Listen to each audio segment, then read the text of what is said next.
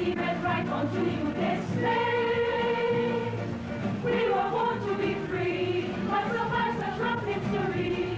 Yet there still goes on in the Dr. Gideon Cordis has been practicing medicine in this country for nearly 50 years. Over those years, he has earned tremendous respect from thousands of Vincentians. A 1944 Island scholar, Dr. Cordis went on to gain a string of academic achievements. I was born in Georgetown, went to primary school there on the C.W. Prescott, and then I won a country scholarship, went to the grammar school, and later won the Island Scholarship in 1944. I elected to do medicine, which I did at the University of Aberdeen Medical School, which happens to be the oldest medical school in the English-speaking world. So I was 40, and it's a very good school. And after that, because we didn't have the best groundwork in tropical medicine, I decided to go to London and spend 1 year, 50 to 51, doing tropical medicine at the London School.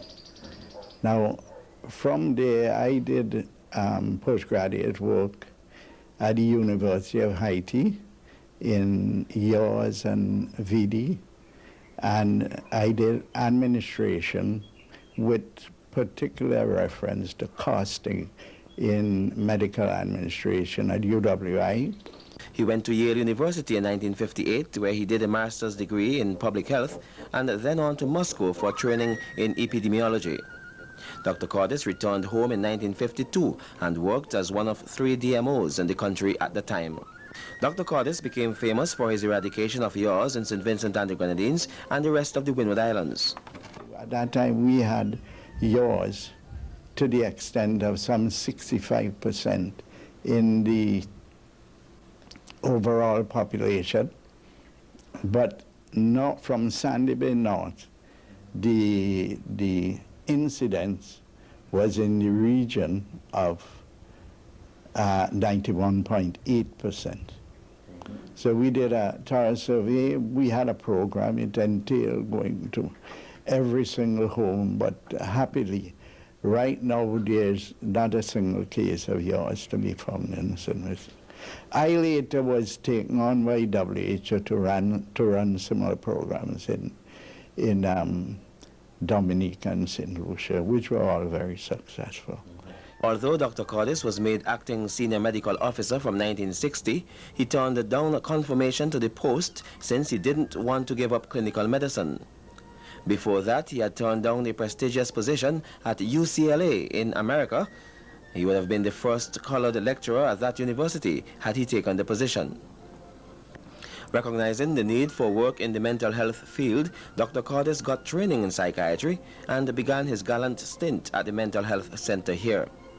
I worked there from 1961 until I retired. But people like Bowman and Nurse Grace Allen, we were able to do a lot of innovations in the mental hospital, which it would take too long to talk about.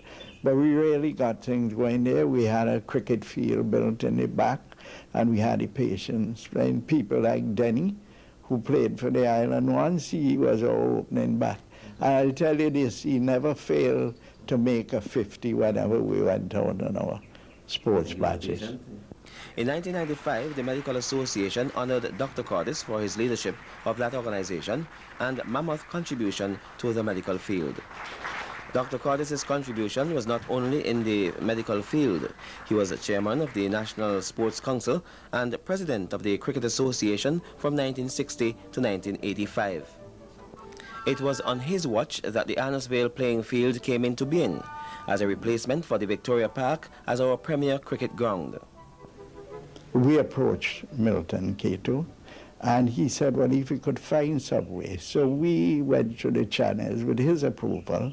We located Annisvale, and that was it. People like Sam Brown and Arthur Dalrymple, Bassie Alexander, they were the kind of people who did real dedicated work. We did get assistance from government with equipment and so on. But that was how Arnersville came into being, and we have never looked back since. Dr. Cordis had a short stint in politics in 1979, but since then has kept a low profile while practicing his medicine. I've always kept a clinic, and now I decide I will hold my clinic up here at home and save me going into town, parking a car all over the place, because I don't think that anybody should ever retire. When you cannot do something, you don't do it. But the old adage of going in your backyard with your feet up is committing suicide, plain and simple, is to keep going as much as you could. Dr. Gideon J. Cordis, medical practitioner, administrator, and a community man, a nation builder.